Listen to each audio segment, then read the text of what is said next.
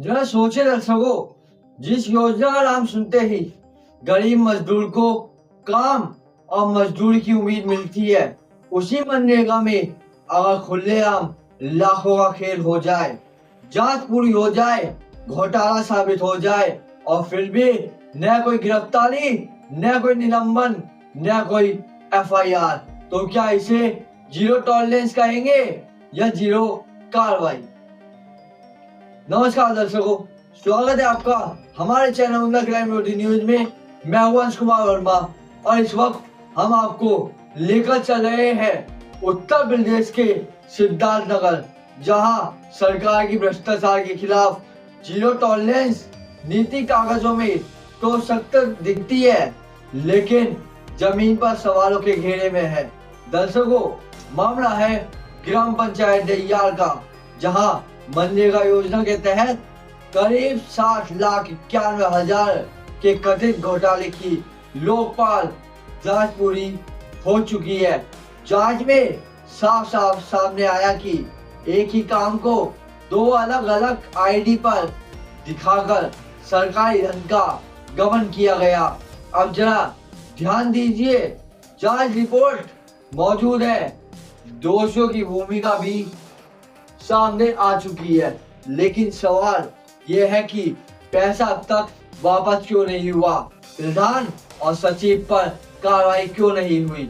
FIR दर्ज करने में देरी क्यों? इस पूरे मामले को सामने लाने वाले हैं शिकायतकर्ता जंगल प्रसाद उर्फ जगाराम।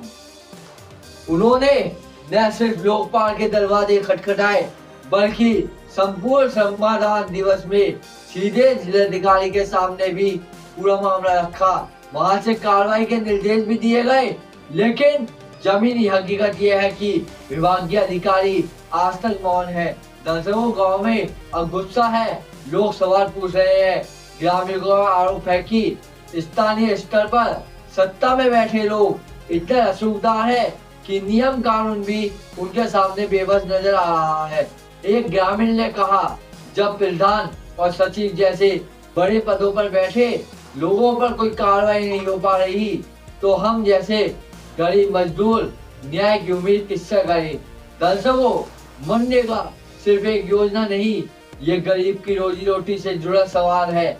और जब इस योजना में घोटाला सामने आने के बाद भी प्रशासन खामोश रहे, तो ये सिर्फ एक गांव का मामला नहीं रहता, ये सरकार की नियत और सिस्टम की कार्यशैली पर सीधा सवाल खड़ा करता है। प्रदेश में दावा किया जाता है कि भ्रष्टाचार पर सख्ती है, दूसरे जिलों में मनरेगा घोटालों पर कार्रवाई के उदाहरण भी मौजूद है, लेकिन सिद्धार्थनगर के दहियार गांव में अब तक न कोई आधिकारिक अपडेट है, न कोई ठोस कार्रवाई। तो सवाल वही है दर्शकों, क्या यहाँ भी जीरो टॉलरेंस नीति लागू होगी या फिर रसूखदारों के आगे कार्रवाई एक बार फिर ठप रह जाएगी?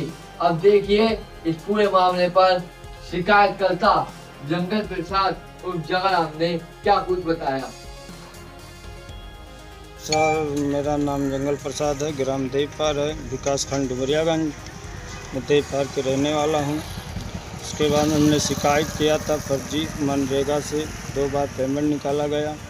अभी तक शिकायत हमने किया, कोई सुनवाई नहीं हुआ। हमारे मनरेगा लोकपाल साहब जी हमारे ग्राम देवपार में आए होते, भारी संख्या भी जुटी हुई थी। उसमें हमको रिपोर्ट भी लगा दी कि ठीक है, जो है इसमें सबके ऊपर कार्रवाई होना चाहिए। पेपर में भी छपा हुआ है, आज तक कोई कार्रवाई नहीं हुआ है। किस दबाव में हुआ नहीं है ये तो हमको पता नहीं है सर, क्योंकि आप लोग का क्या है कि आप लोग जानिए इस चीज़ को और न्याय हमको दिलाइए।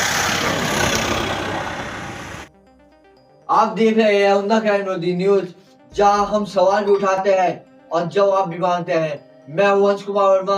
अच्छा दर्शकों, नमस्कार।